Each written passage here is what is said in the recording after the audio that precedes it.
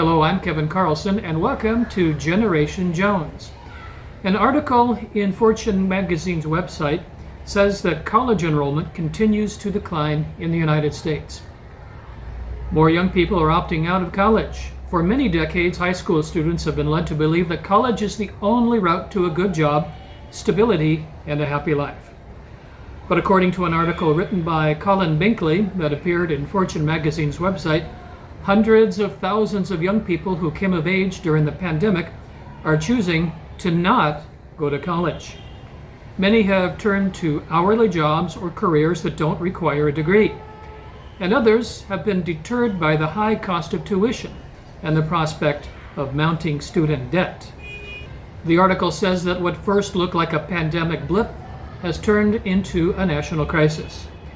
Nationwide, undergraduate college enrollment dropped 8% from 2019 to 2022, with declines even after returning to in-person classes. That's according to data from the National Student Clearinghouse. According to the U.S. Bureau of Labor Statistics, the slide in the college-going rate since 2018 is the steepest on record. Fortune magazine says that at its worst, it could signal a new generation with little faith in the value of a college degree. And at minimum, it appears that those who passed on college during the pandemic are opting out for good. Predictions that they would enroll after a year or two have not borne out. Fewer college graduates could worsen labor shortages in fields from healthcare to information technology.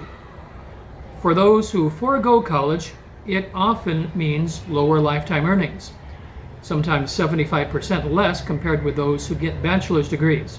That's according to Georgetown University's Center on Education and the Workforce.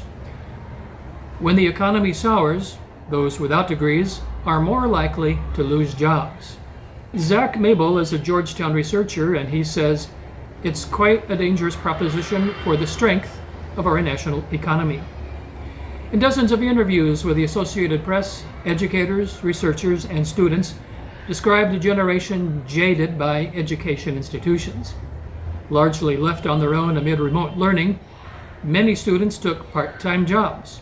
Some felt they weren't learning anything, and the idea of 4 more years of school, or even 2, held little appeal.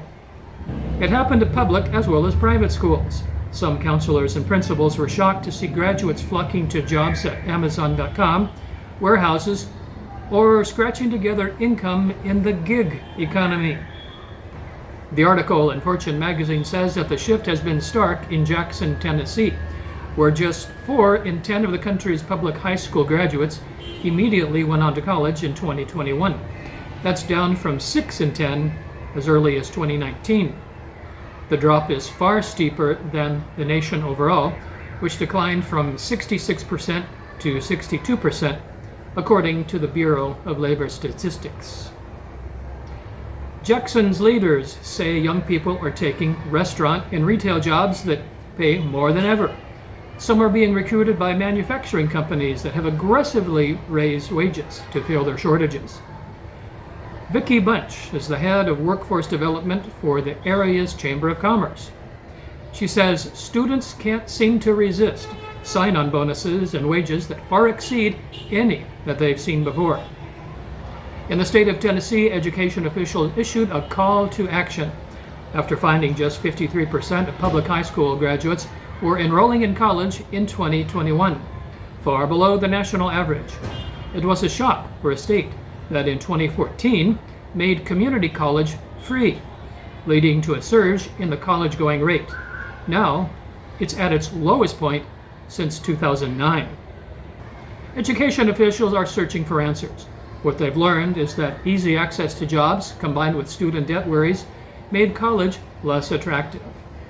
Jamia Stokes, a senior director at SCORE, which is an educational nonprofit, says this generation is different.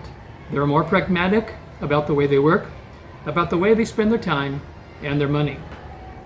The information in this video is from a Fortune magazine article written by Colin Binkley that was published in March 9th of 2023. So, what do you think? Is college still a good investment? Is it the best pathway toward a career and financial stability? Or do you think college is overrated? Leave a thoughtful comment in the comment section down below. And thanks for watching this video. I hope you'll subscribe to Generation Jones. Until we meet again in a few days, please take good care of yourselves.